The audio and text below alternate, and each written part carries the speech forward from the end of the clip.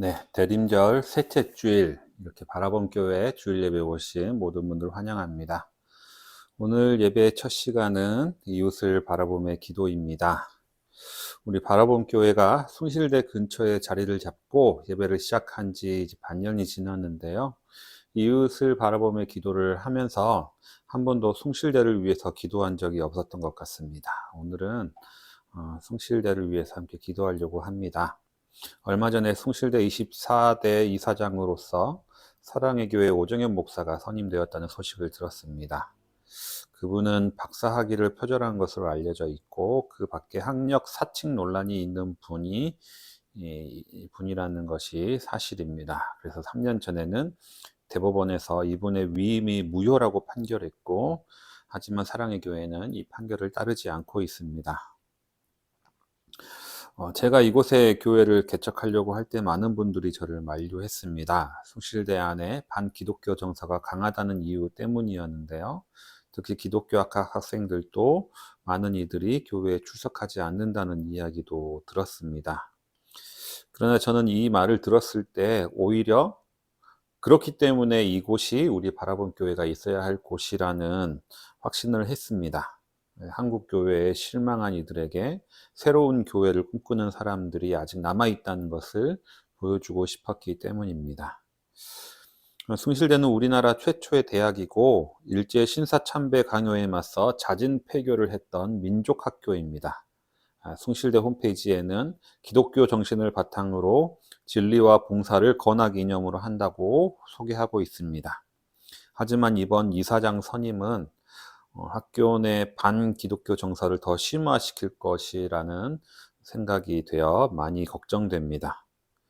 그리고 이는 특히 최근 들어서 논문 표절과 관련하여 학자적 양심보다는 권력에 편승한 대학들이 점점 많아지고 있는 시대의 모습과 별반 다르지 않아 보이는 것도 사실입니다. 이 시간 이제 숭실대를 위해서, 그리고 그 밖에 여러 한국 대학을 위해서, 한국 기독교 대학을 위해서도 함께 기도하길 원하는데요. 첫 번째는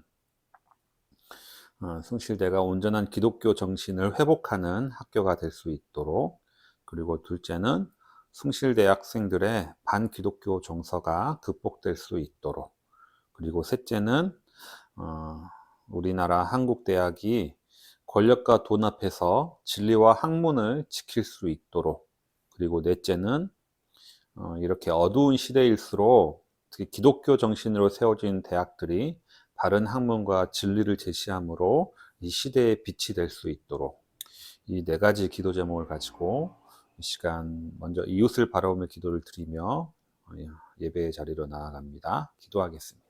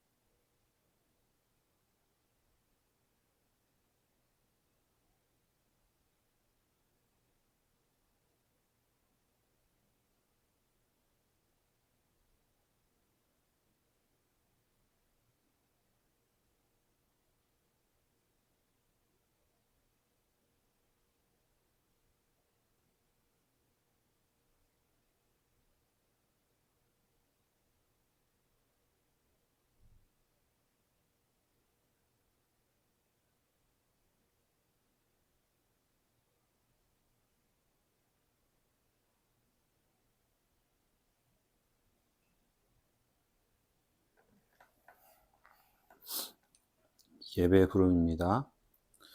오 기쁨으로 주님을 섬기고 환호성을 올리면서 앞으로 나아가거라. 너희는 주님이 하나님이심을 알아라. 그가 우리를 지으셨으니 우리는 그의 것이요 그의 백성이요 그가 기르시는 양이다. 아멘. 예배 기원을 공동기도로 함께 드립니다. 온 우주와 인류를 조화롭게 창조하시고 보시기에 좋았더라 말씀하신 하나님 아버지, 대림절 셋째 주일 분열과 갈등의 땅에서 우리는 참 평화를 이루실 주님을 기다리며 예배합니다. 이기적인 마음과 시기와 질투로 가득 찬 우리의 마음에 참 평화의 주님이시여 오시옵소서. 깨어진 가정으로 갈 곳을 잃은 청소년들과 독거노인들에게 분열하는 교단으로 신음하는 한국교회 공동체에도 평화의 주님이시여 오시옵소서.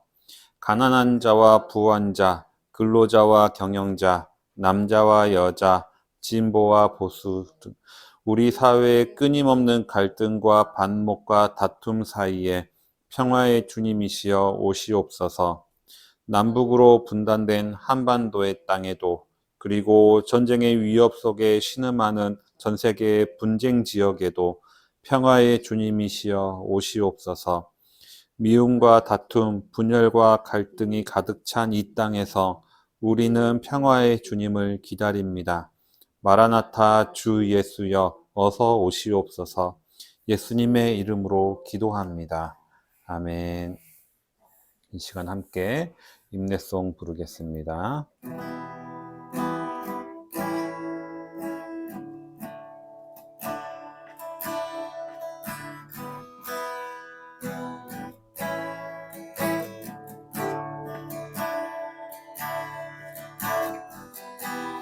나의 소망 되신 주를 바라봅니다.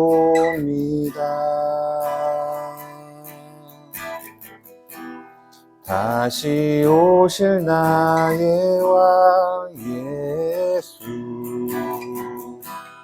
주를 기다립니다. 나의 소망 되신 주, 나의 소망 되신 주를 바라봅니다.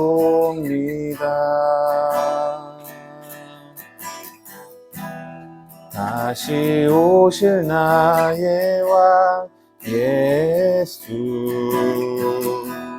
주를 기다립니다.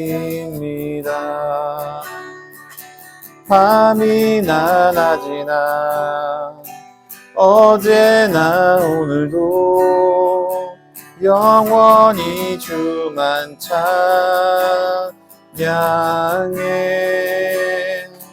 괴롭고 슬플 때 낭만하여 넘어져도 언제나 주만 찬양하겠네.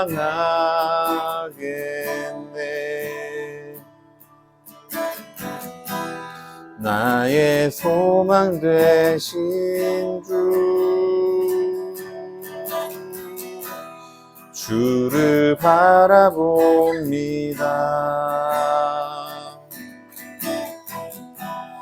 다시 오실 나의 왕 예수, 주를 기다립니다. 밤이나 낮이나 어제나 오늘도 영원히 주만 찬양해.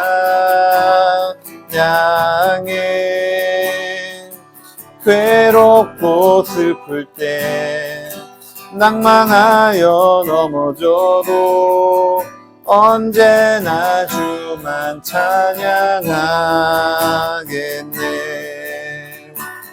밤이나 낮이나 어제나 오늘도 영원히 주만 찬양해.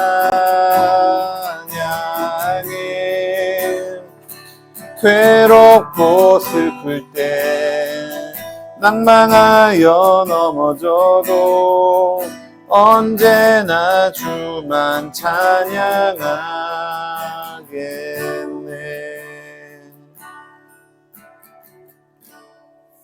아멘.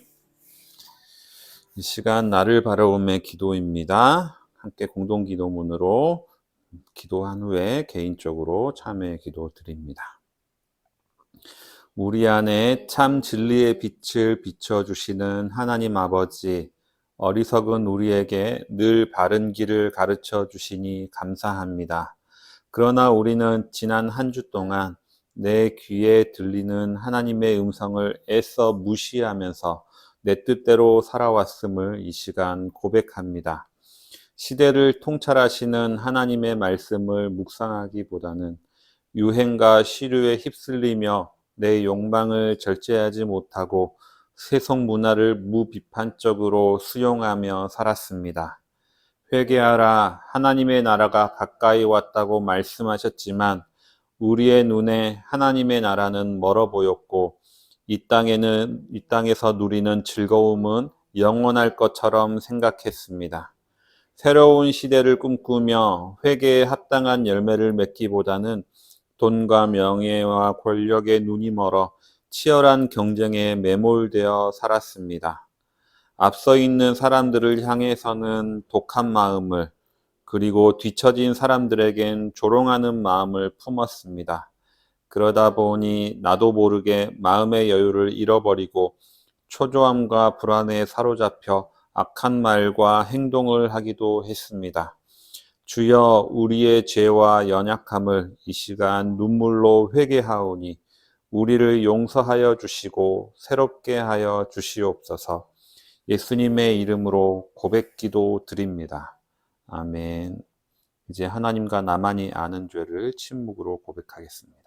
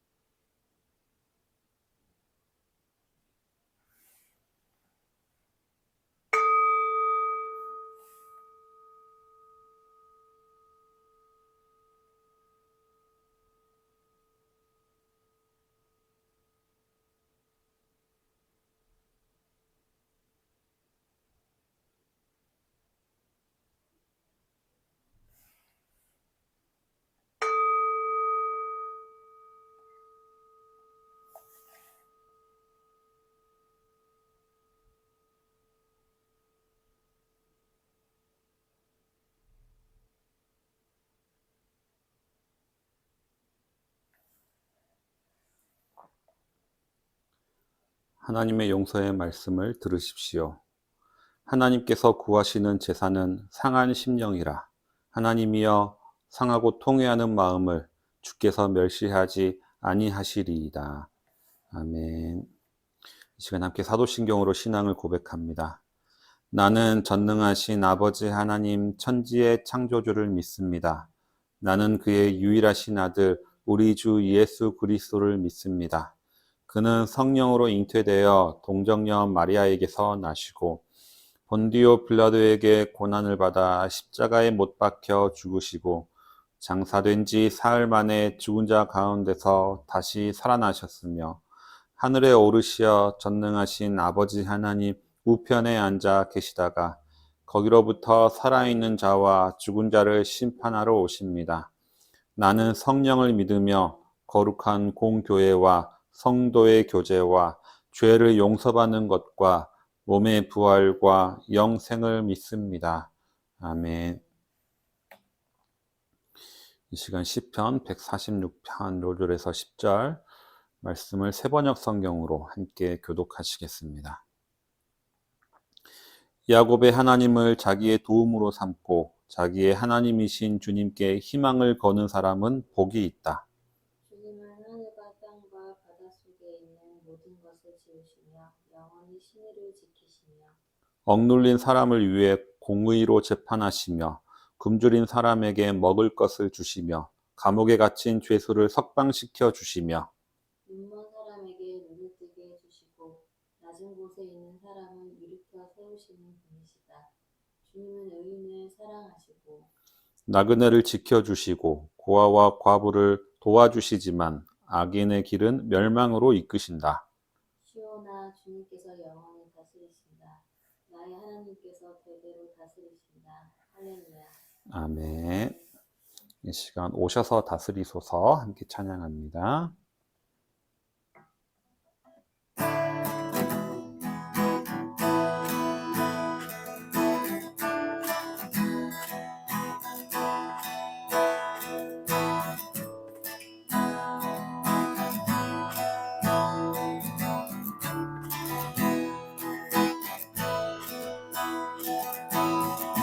산과 시내와 붉은 노을과 땅의 모든 것 주 다스리네. 내 안에 갈망 유일한 소망 주님 날 다스리는 것.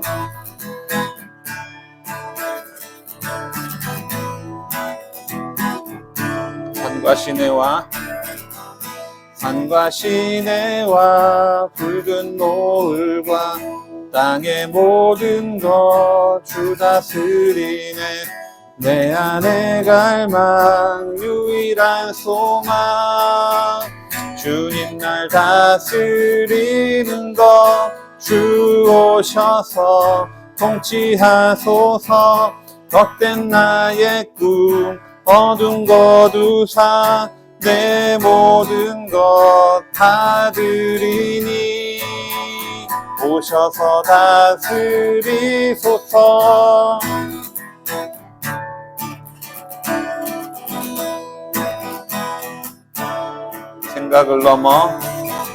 생각을 넘어 모든 말보다 나의 생활이 말하게 하소서. 세상 그 어떤 것보다 소중한 내 주님 날 이끄심을 주 오셔서 통치하소서. 헛된 나의 꿈 어둠 거두사 내 모든 것 다 드리니 오셔서 다스리소서. 주 오셔서 통치하소서. 헛된 나의 꿈 어둠 거두사 다시 한번 나의 주님 오셔서 다스리소서.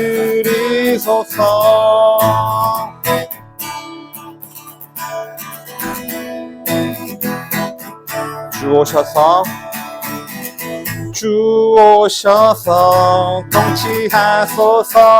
헛된 나의 꿈 어둠 거두사 내 모든 것 다 드리니 오셔서 다스리소서. 주 오셔서 통치하소서. 헛된 나의 꿈 어둠 거두사 다시 한번 나의 주님 오셔서 다스리소서. 오셔서 다스리소서.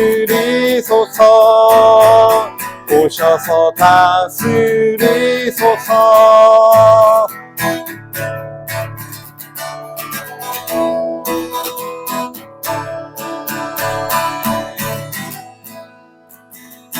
아멘.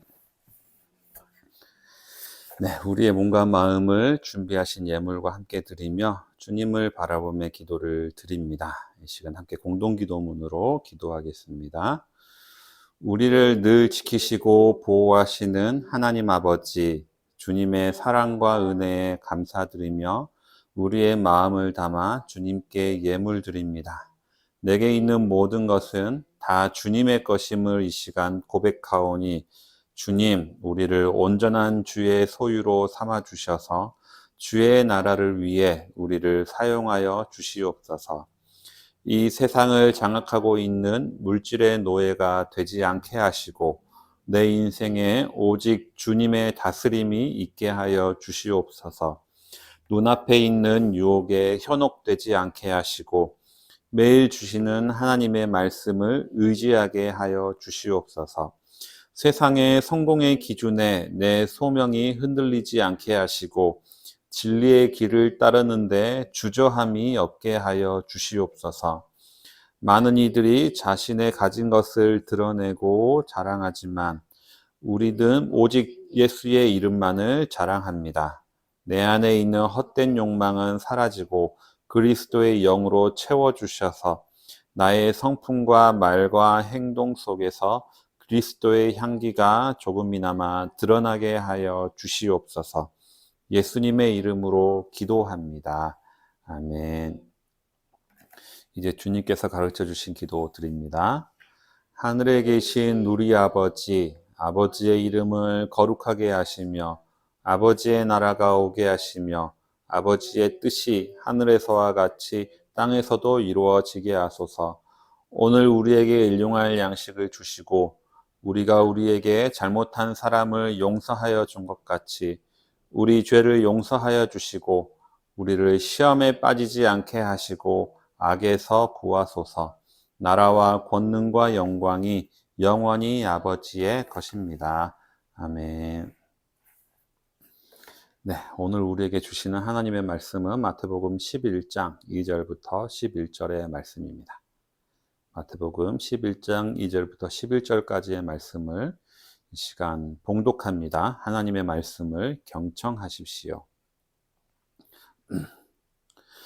그런데 요한은 그리스도께서 하신 일들을 감옥에서 전해 듣고 자기의 제자들을 예수께 보내어 물어보게 하였다. 오실 그분이 당신이십니까? 그렇지 않으면 우리가 다른 분을 기다려야 합니까? 예수께서 그들에게 대답하셨다. 가서 너희가 듣고 본 것을 요한에게 알려라. 눈먼 사람이 보고 다리 저는 사람이 걸으며 나병 환자가 깨끗하게 되며 듣지 못하는 사람이 들으며 죽은 사람이 살아나며 가난한 사람이 복음을 듣는다. 나에게 걸려 넘어지지 않는 사람은 복이 있다. 이들이 떠나갈 때에 예수께서 무리에게 요한을 두고 말씀하셨다. 너희는 무엇을 보러 광야에 나갔더냐? 바람에 흔들리는 갈대냐? 아니면 무엇을 보러 나갔더냐? 화려한 옷을 입은 사람이냐? 화려한 옷을 입은 사람은 왕궁에 있다. 아니면 무엇을 보러 나갔더냐? 예언자를 보려고 나갔더냐? 그렇다. 내가 너희에게 말한다. 그렇다. 그는 예언자보다 더 훌륭한 사람이다. 이 사람을 두고 성경에 기록하기를 보아라, 내가 내 심부름꾼을 너보다 앞서 보낸다. 그가 내 앞에서 내 길을 닦을 것이다 하였다. 내가 진정으로 너희에게 말한다. 여자가 낳은 사람 가운데서 세례자 요한보다 더 큰 인물은 없었다.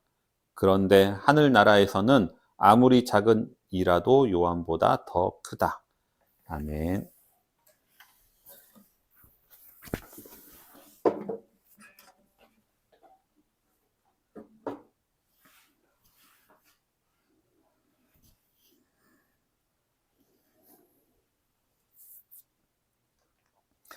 네, 오늘은 대림절 셋째 주일입니다.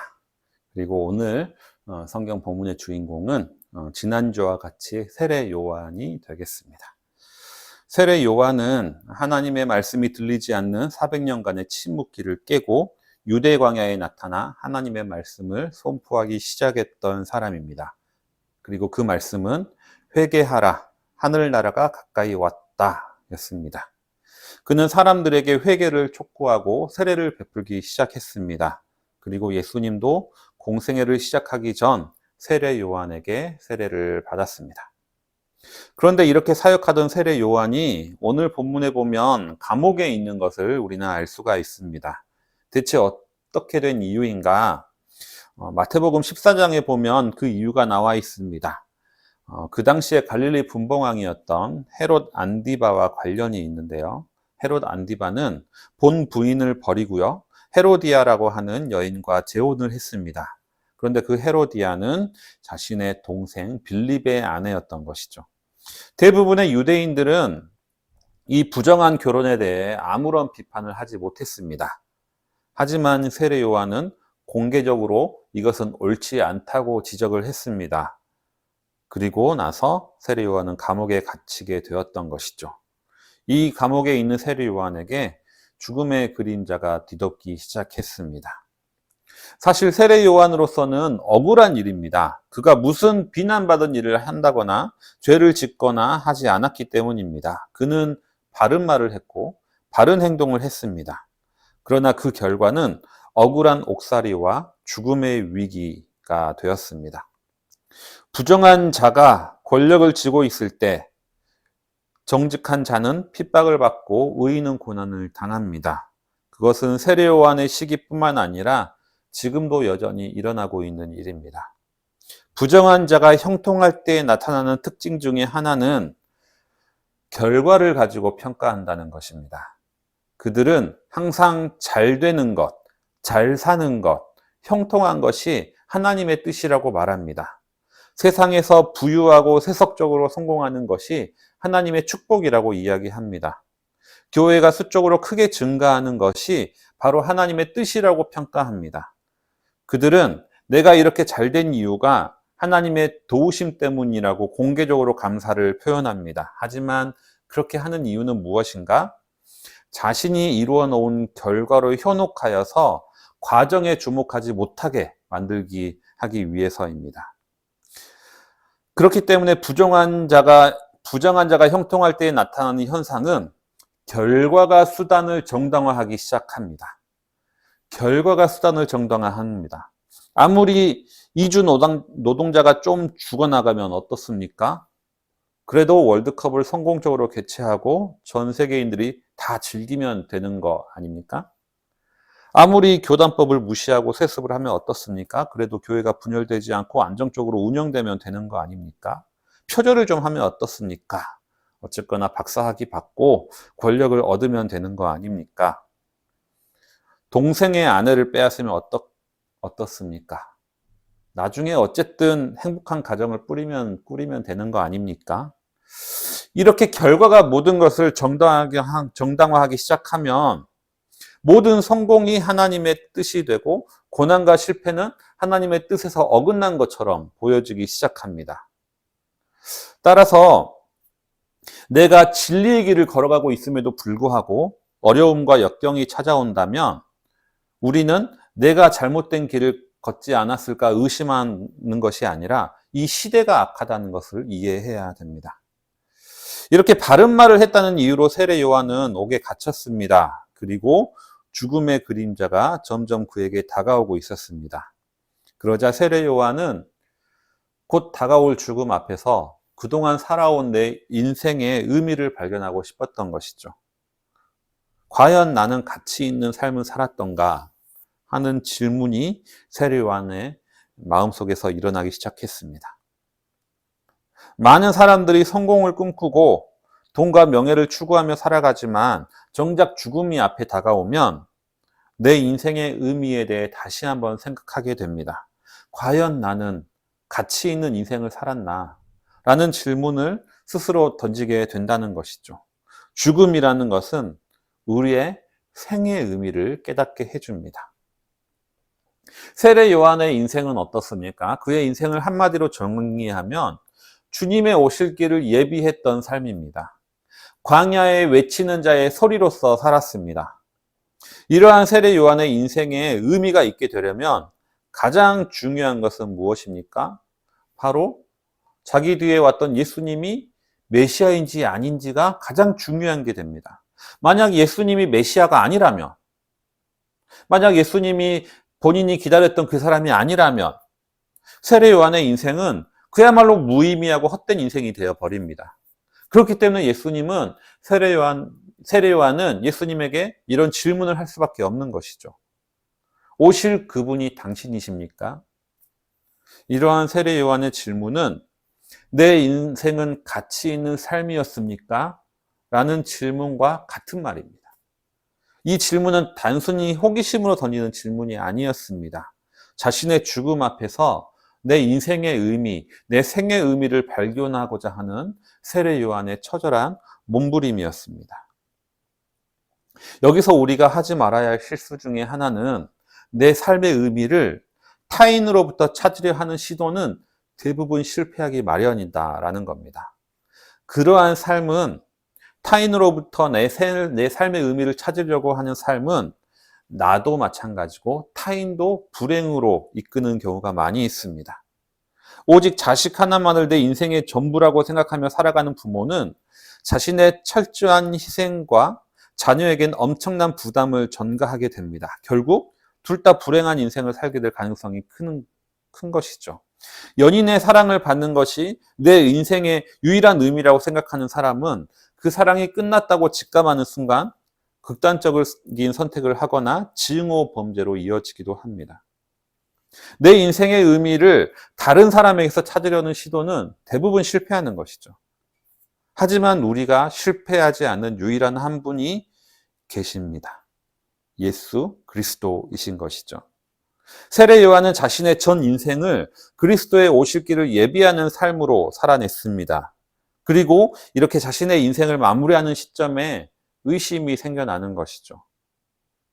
예수님이 사역하는 모습을 들으면 들을수록 그 의심은 눈덩이처럼 불어났습니다. 왜냐하면 자신이 생각해왔던 메시아의 모습과 너무나 달랐던 거기 때문에 그렇습니다. 세례 요한과 예수님은 똑같은 메시지를 선포했습니다.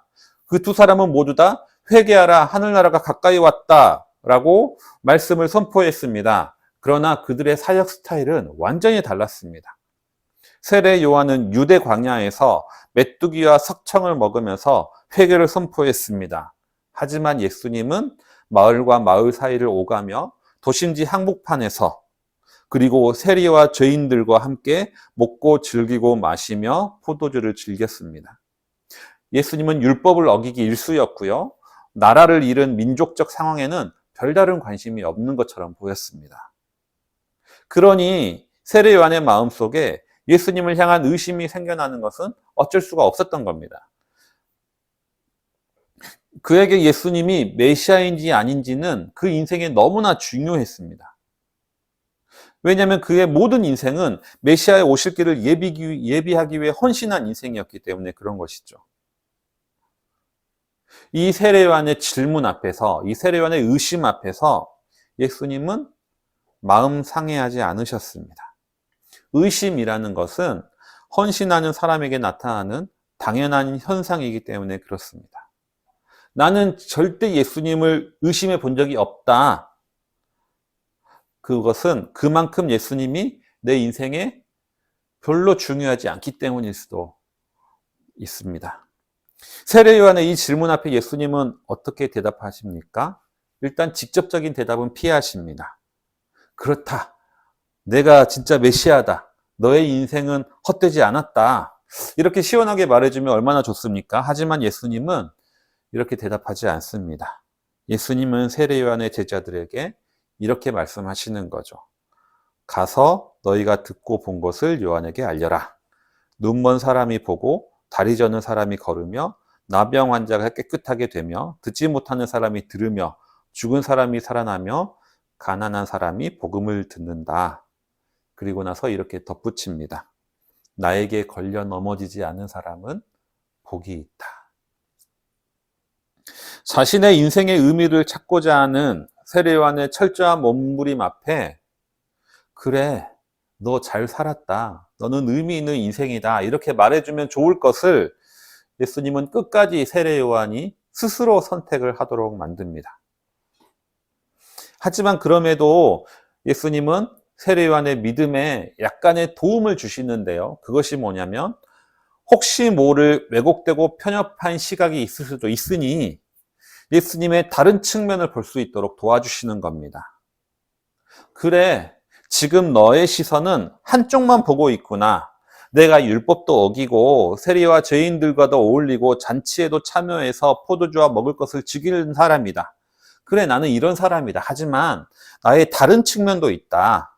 나를 통해서 병자가 치료받고 가난한 이들이 복음을 들으며 죽은 사람들이 살아났다. 그러니 이 모든 것, 두 가지 측면이 모두 다 내 모습이다. 그러니 내가 메시아인지 아닌지 믿는 것은 너의 선택이다. 다만 걸려 넘어지지 않는 사람은 복이 있다. 이렇게 예수님은 대답을 하시는 거죠. 오늘 설교 전반부에 이렇게 말씀드렸습니다. 내 인생의 의미를 다른 사람에게서 찾으려 하는 시도는 실패하기 마련이다고 말씀을 드렸습니다. 왜냐하면 나의 헌신을 이용하려고 하는 이들이 있기 때문입니다. 특히 종교의 이름으로 이러한 일들이 많이 일어납니다. 너는 지금 하나님을 위해 헌신하고 있다. 너는 지금 하나님이 지금의 모습을 기뻐하신다 라고 격려하면서 실상은 이 하나님의 자리에 사람이 앉아있는 경우가 너무나 많이 있습니다. 교인들에게는 일상을 잃어버리게 만들고 오직 교회를 위해 대부분의 시간과 돈을 투자하게 만들지만 실상은 목회자의 성공과 세습으로 이어지는 경우가 많이 있습니다. 신천지와 같은 이단들에게 청년들이 전적인 헌신을 하는 이유가 무엇인지 아십니까? 그곳의 청년들은 알바를 해서 헌금을 하고요. 잠도 몇 시간 안 자고 삼각김밥으로 식사를 때우면서 자신들의 조직에 열심을 내고 있습니다. 그 이유가 무엇인가? 변상욱 대기자는 그 이유를 자기 효능감이라고 이야기를 합니다.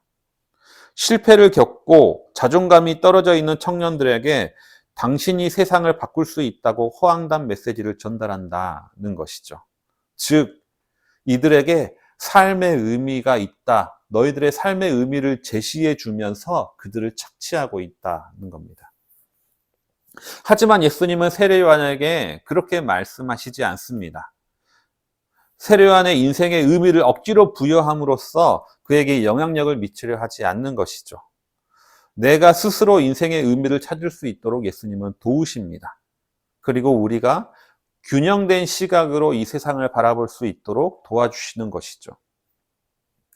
타인을 위한 헌신은 내 자신을 잃어버리게 만들지만 예수 그리스도를 위한 헌신은 나를 주체적으로 만듭니다. 그리고 나를 주체적으로 만드는 것이 바로 이 의심과 질문인 것이죠. 내가 하나님을 위해 헌신하면 헌신할수록 내가 성장하는 것이 아니라 내 자신을 잃어버리는 것 같다면, 내가 주님의 일을 하면 할수록 내 일상이 무너지는 것처럼 느껴진다면 나의 헌신의 대상은 하나님이 아니라 다른 것일 가능성이 큽니다. 달콤한 자기 효능감에 빠져서 하나님이 아닌 다른 종교단체나 다른 지도자를 위해 이용당하고 있을 가능성이 높은 것이죠. 예수님은 이 세례 요한의 질문을 멸시치 않으셨습니다. 오히려 그 질문을 인정하셨고 세례 요한이 여자가 낳은 자 중에 가장 큰 자라고 칭찬하셨습니다. 의심은 그분을 향한 헌신이 벗어났다는 증거가 될 수 없습니다.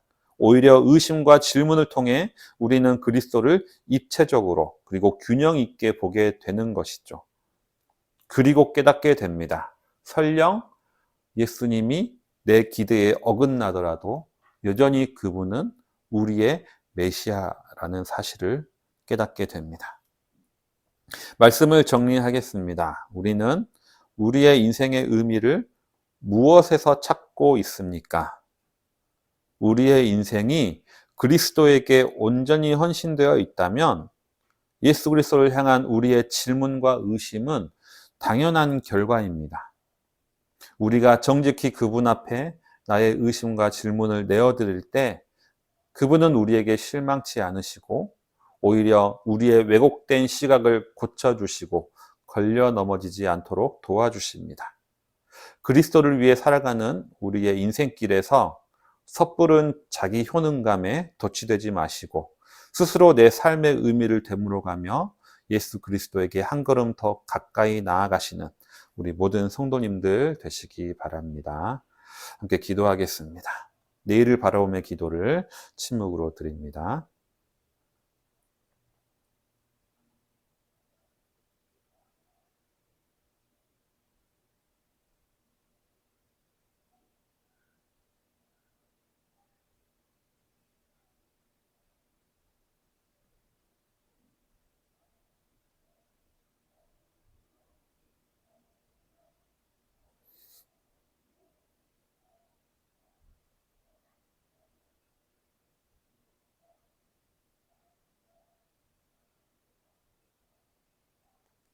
거룩하신 하나님, 주님은 우리의 삶의 이유이며 목적이 되십니다.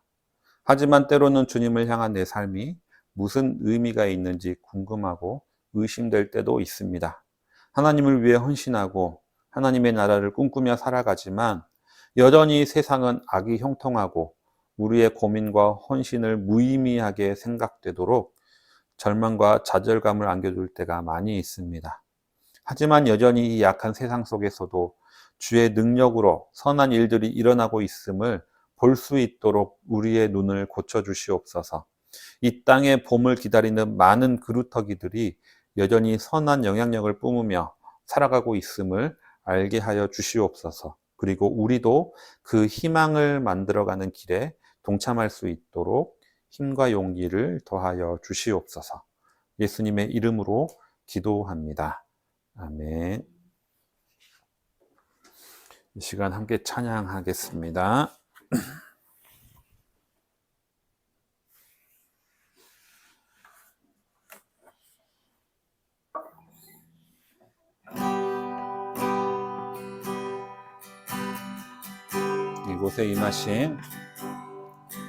이곳에 임하신 하나님 나라 가난한 마음으로 바라보리라. 먼저 그 나라 그 뜻 구하며 나의 삶 드리리. 주님이 맡기신 하나님 나라 믿음의 눈으로 바라보리라. 하늘의 뜻이 이 땅 가운데 완성될 그날까지 믿음 다하여 그 위에 서리라. 하나님의 나라는 무너지지 않으리. 믿음 다하여 그 나라 세워가리라. 주님 곧 오실 때까지.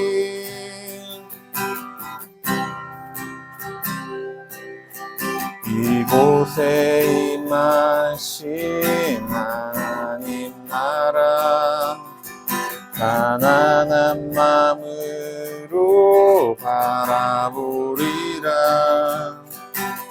먼저 그 나라 그 뜻 구하며 나의 삶 드리리. 주님이 맡기신 하나님 나라 믿음의 눈으로 바라보리라. 하늘의 뜻이 이 땅 가운데 완성될 그날까지 믿음 다하여 그 위에 서리라. 하나님의 나라는 무너지지 않으리. 믿음 다하여 그 나라 세워가리라. 주님 곧 오실 때까지 믿음 다하여 그 위에 서리라. 하나님의 나라는 무너지지 않으리. 믿음 다하여 그 나라 세워가리라. 주님 곧 오실 때까지.